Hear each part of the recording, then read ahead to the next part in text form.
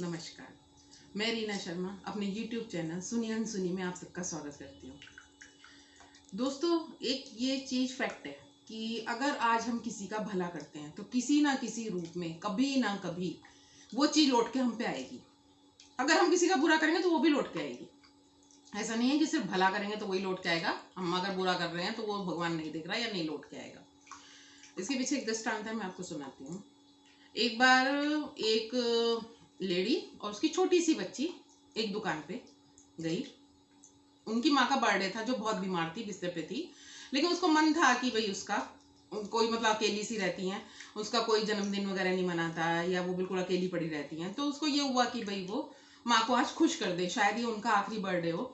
तो उनका बर्थडे अच्छे से मनाना चाहती। भले ही वो लड़की गरीब थी, उसके पास भी बहुत ज़्यादा पैसे नहीं थे, वो भी कहीं घरों में काम करती थी और अपना गुजारा कर रही थी, लेकिन उसको था कि मैं अपनी माँ की जो ये आखिरी जन्मदिन है मैं इनका सही से उनका मना लूँ।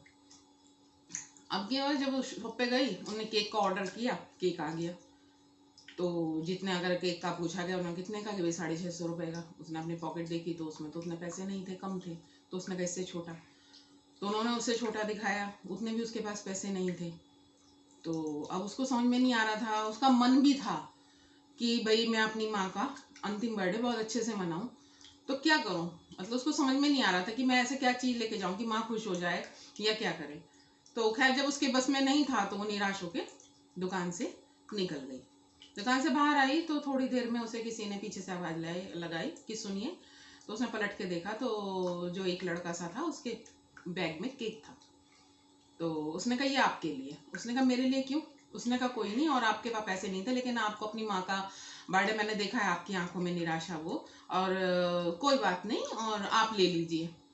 तो उसने कहा लेकिन मेरे पास तो पैसे नहीं है इतने, तो और मुझे मेरे पास होंगे तो मैं अगले महीने दूंगी, लेकिन मैं दूंगी कहाँ से।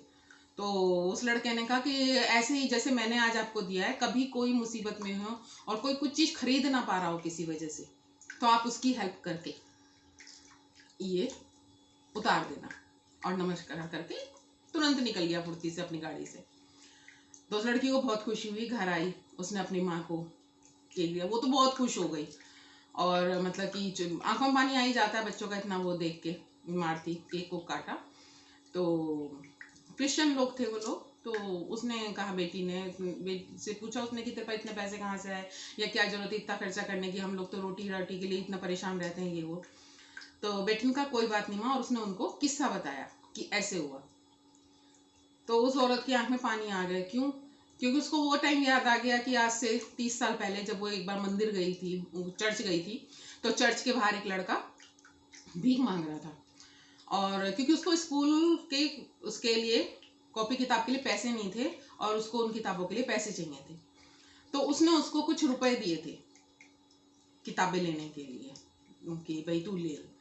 और उस लड़के ने, उसने भी कहा बच्चे ने कि आंटी मैं आपको पैसे कैसे वापस करूंगी। तो उसने कहा था कभी लाइफ में तुम्हें कोई ऐसा मिले जो नीडेड हो, जिसको मतलब नीड हो, कोई जरूरत हो, तो तुम उसकी हेल्प कर देना, एक तरीके से वो हेल्प मेरे पास पहुंच जाएगी। तो बच्चा बहुत खुश हो गया था। तो उसको वो याद आया कि मतलब वो जो चेन थी जो उसने कभी शुरू की थी या किसी और ने शुरू करी थी, वो आज तक चल रही है। कि उसने किसी की सहायता की, हो सकता है उस बच्चे ने किसी और की करी, उसने किसी और की करी। इसी में कि छोटा सा है कि जैसे एक लेडी थी, वो 70 साल की थी, तो उसको घर से बाहर निकाल रहे थे मकान मालिक वगैरह, क्योंकि उस पर कर्जा वगैरह बहुत हो गया था, और मकान भी उसका साहूकार पे गिर भी पड़ा था, उसके पास पैसे भी नहीं थे लौटाने को। तो साहूकार आया और उसने उनका सामान उठा के बाहर फेंक दिया सारा। तभी एक गाड़ी आके रुकी और उसमें से एक बंदा निकला और उसने कहा सामान इनका जैसे निकाला है बाहर अंदर रखो, और इस मकान के पैसे मैं दूंगा, इन्हें कोई नहीं निकालेगा बाहर। तो उसको समझ में नहीं आया वृद्धा को कि भाई ये कौन है, अचानक आया है और मेरी से मतलब मेरे लिए ऐसे कर रहा है। तो उस बच्चे ने उसको कहा कि ऐसा है, आपने मेरी बहुत हेल्प करी थी किसी टाइम, आपको याद नहीं है, लेकिन जो जिसकी हेल्प करता है वो उसे कभी नहीं भूलता। उसने कहा मैंने क्या हेल्प करी थी। उसने कहा एक बार मेरी माँ बहुत बीमार थी, तो और मेरे पास दवाई के पैसे नहीं थे, उस वक्त आपने मुझे मेरी माँ की दवाई के लिए पैसे दिए थे, और मैं अपनी माँ को तो बचा नहीं पाया, लेकिन आपने अपनी तरफ से, क्योंकि आपके पास भी कोई ऐसे बहुत ज़्यादा पैसे नहीं थे, लेकिन उसके बावजूद भी आपने मेरी सहायता करी थी। तो वो मुझे अब तक याद था, और उसी के बदले में मैं आज आपको आपका ये घर वापस देता हूँ।